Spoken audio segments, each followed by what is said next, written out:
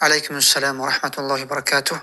و اما در رابطه با حکم زکات فطر و همچنین بر چه کسی زکات فطر لازم است.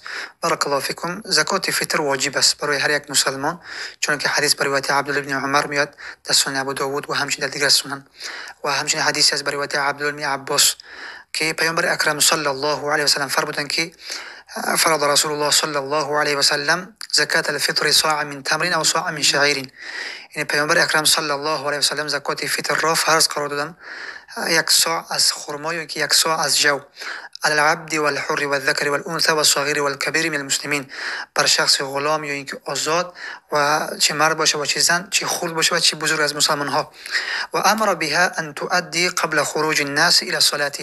و پیامبر اکرم صلی الله علیه و سلم فرمودند که امر کردند که اینکه زکات فطر داده بشود قبل از اینکه مردم خارج میشوند به سوی نماز عید.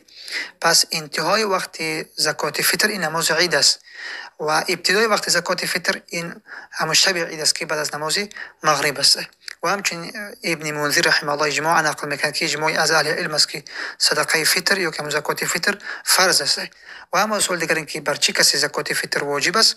زکات فطر اولا اینکه مسلمان باشد، یعنی شرط های زکات فطر این است که اول مسلمان باشد، چون به از کافر قبول نیست. همچنین که زکات فطری زکات مالی از کافر هم قبول نیست، زکات فطرش هم قبول نیست. پس اول شرط اول است که مسلمان باشد.